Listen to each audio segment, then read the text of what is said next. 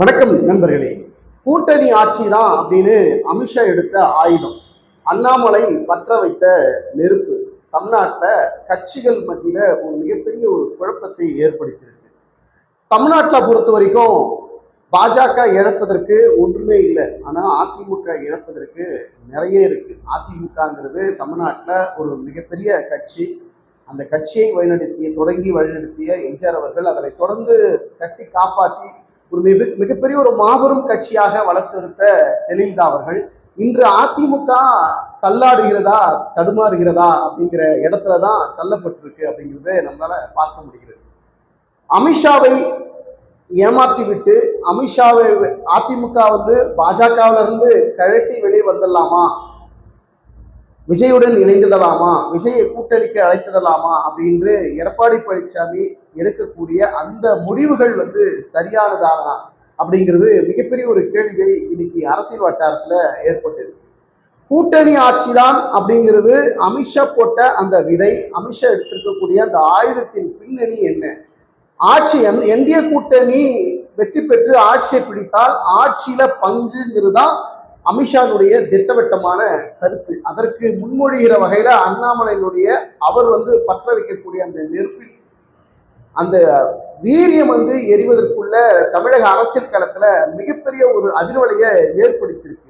எடப்பாடி பழனிசாமி 2026 சட்டமன்ற தேர்தலில் வெற்றி பெற்று தனி பெரும்பான்மையோடு ஆட்சி அமைக்கணும் அப்படிங்கிறது எடப்பாடி பழனிசாமியினுடைய திட்டவட்டமான கணக்கு. அந்த கணக்கு பலிக்குமா சிதறுமா?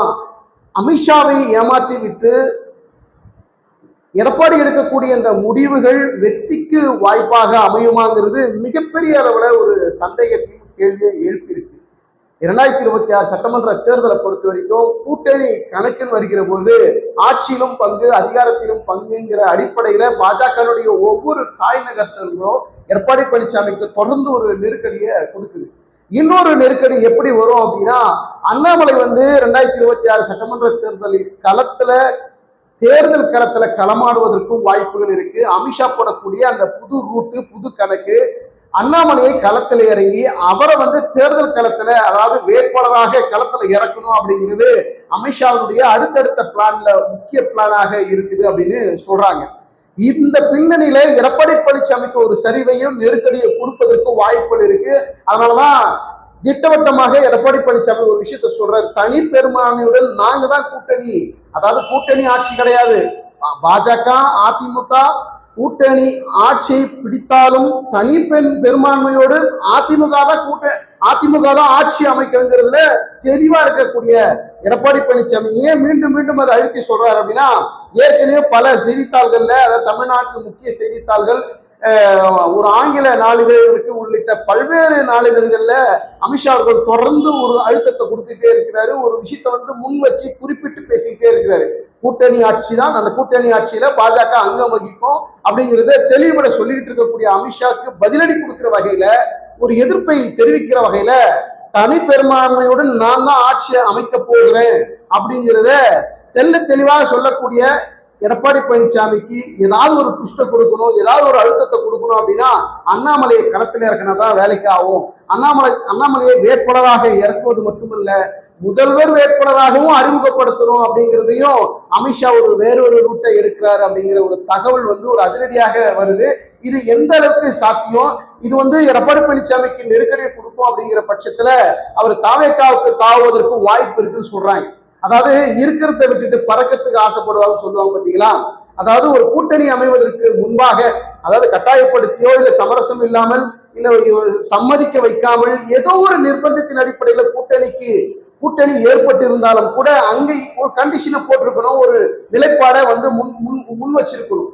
இன்றைக்கு களம் வேறுபாரியாக போய்கிட்டு இருக்குது. களத்துல பல கட்சிகள் தேர்தல் களத்துல களமாடுவதற்கு தயாராக இருக்கிறாங்க. கூட்டணி ஆட்சின்னு சொன்ன பிறகு, அமித்ஷா அவர்கள் கூட்டணி ஆட்சின்னு சொன்ன பிறகு தமிழ்நாட்டில் பல கட்சிக்கு குழப்பத்தை ஏற்படுத்தி இருக்கக்கூடிய இந்த சூழல்ல கூட்டணி பாஜக அதிமுகவில் இருந்து ஒரு வேலை எடப்பாடி பழனிசாமி வெளியேறினால் அவ்வளவு எளிதாக அமித்ஷாவை சமாதானப்படுத்தி விட்டு வெளிவர முடியுமானா முடியாது. எப்படி சமாதானப்படுத்திட்டு வெளிவர முடியும்? அப்ப எதிர்த்துட்டு தான் வெளிவர முடியும். அப்ப எதிர்த்துட்டு என்டிஏவில் இருந்து எடப்பாடி பழனிசாமி வெளியே வருகிறார் அப்படின்னா அங்க எதிர்வினையை நிறைய சந்திக்கக்கூடிய ஒரு சூழல் எடப்பாடி பழனிசாமிக்கு ஏற்படும். அங்க அதே போல தமிழக வெற்றி கழகமும் எடப்பாடி பழனிசாமிக்கு போதுமான ஒரு ஆதரவை கொடுக்குமா? எடப்பாடி பழனிசாமியை நம்பி தமிழக வெற்றி கழக தலைவர் விஜய் அவர்கள் வருவாரா? ஏன்னா எடப்பாடி பழனிசாமி அங்கிருந்து கூட்டணியில் வெளிவந்தாரு, நம்ம நம்பி போன நமக்கு ஏதாவது இங்க பிரச்சனை வந்துருமோ அப்படிங்கிற ஒரு நிலைப்பாட விஜய் அவர்கள் எடுப்பதற்கோ நிதர்சனமாக இருக்கக்கூடிய வாய்ப்புகள் இருக்கு. பொறுத்திருந்து பார்க்கலாம். தேர்தலை பொறுத்த வரைக்கும் கூட்டணி அப்படிங்கிற நிலைப்பாடு தான் இந்த 2026 தேர்தல் இருக்கு. எந்த கட்சியாக இருந்தாலும் சரி, திமுக ஆல்ரெடி பல தேர்தல்களில் அதிமுகவும் திமுக மாறி மாறி கூட்டணி வைத்துதான் ஆட்சி அமைத்துக் கொண்டிருக்கிறார்கள். இந்த தேர்தல் விதிவிலக்கு அல்ல, கூட்டணி தான். கூட்டணி இல்லாமல் எந்த கட்சியும் தனித்து நின்றால் பெரும்பான்மை கிடைக்காது, வெற்றியும் பெற முடியாது, ஆட்சியும் பிடிக்க முடியாதுங்கிற சூழல் இன்னைக்கு கள நிலவரம் மாறிக்கொண்டே இருக்கிறது. இனி வரக்கூடிய அரசியல் கள நிலவரமும் இனி வரக்கூடிய தேர்தல்களும் ஒரு வித்தியாசமான, ஒரு நெருக்கடியான, ஒரு புது மாதிரியான தேர்தலை தான் ஒவ்வொரு இனிமே வரக்கூடிய தேர்தலை நம்ம சந்திக்கக்கூடிய ஒரு சூழல் இருக்கு. அப்படிப்பட்ட இடத்துல எடப்பாடி பழனிசாமி இன்றைக்கு இருக்கக்கூடிய அரசியல் நிலவர அடிப்படையில அவர் எடுக்கக்கூடிய முடிவு தெளிவாக இருக்குமா, குழப்பமாக இருக்குமாங்கிறது எதிர்பார்த்துதான் காத்து கொண்டிருக்கிறோம்.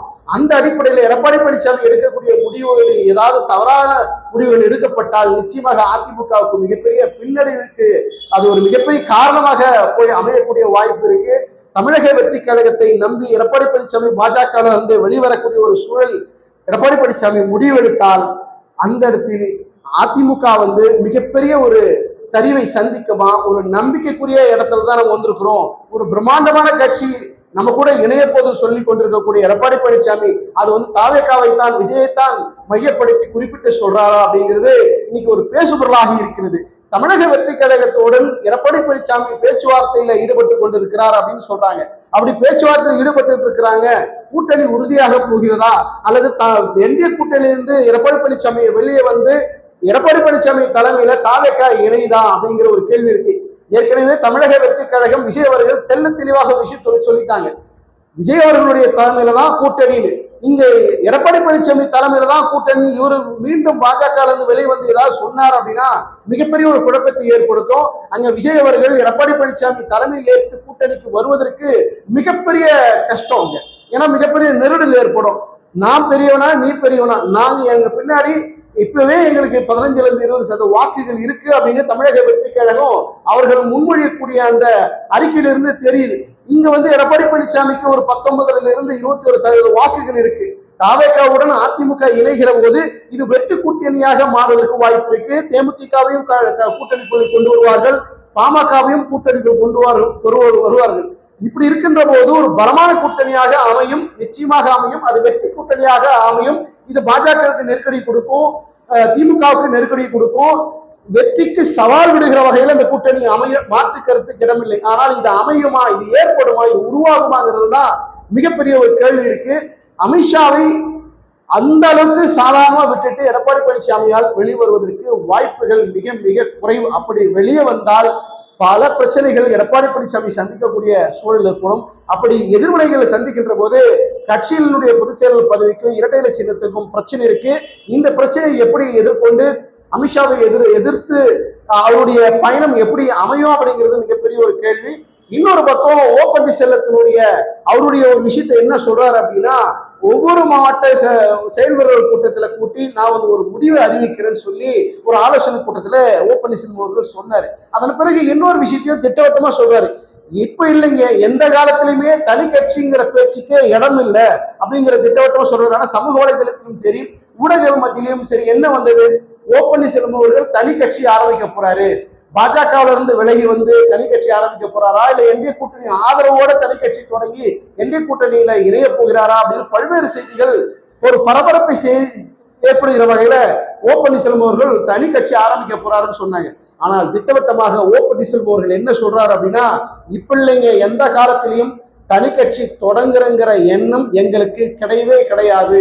அதிமுகவை மீட்டெடுக்கணும், அதிமுகவுடைய தலைவர்களை ஒன்றிணைக்கணும், அந்த அதிமுகக்குள்ளதான் எங்களுடைய அரசியல் பயணம் இருக்கும், தொண்டர்களை ஒன்றிணைக்கணும், பிரிந்திருக்கக்கூடிய அனைத்து நிர்வாகிகள் தொண்டர்களையும் ஒருங்கிணைத்து பழையபடி ஒரு வலுவான ஒரு இயக்கத்தை நாங்கள் கட்டி காக்கணும். இதுதான் என்னுடைய மிகப்பெரிய குறிக்கோள்ல ஒன்று. அதனால எடப்பாடி பழனிசாமி எப்ப சொன்னாலும் நாங்க இணைவதற்கு தயார் அப்படின்னு காத்து கொண்டிருக்கக்கூடிய ஓப்பனிசம் ஒரு பக்கம், இங்க கூட்டணி நிலைப்பாடு வருகிற போது நெருடல்கள், கருத்து வேறுபாடுகள் தொடர்ந்து கொண்டிருக்கக்கூடிய இந்த சூழல்ல எடப்பாடி பழனிசாமி எடுக்கக்கூடிய அதிரடி மாற்றங்கள், முடிவுகள் எப்படி இருக்கும்?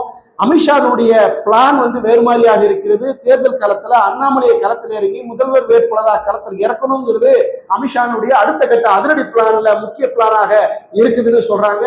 பொறுத்து வந்து பார்க்கலாம். உங்களுடைய கருத்துக்களை கமெண்ட் செக்ஷன்ல பதிவு பண்ணுங்க. உங்களுடைய அன்புக்கும் ஆதரவுக்கும் நன்றி. இந்த வீடியோக்கு ஒரு லைக்கை போட்டுட்டு நம்மளுடைய சேனலை சப்ஸ்கிரைப் பண்ணிட்டு பாருங்க. மீண்டும் அடுத்த ஒரு வீடியோவில் சந்திப்போம். நன்றி, வணக்கம்.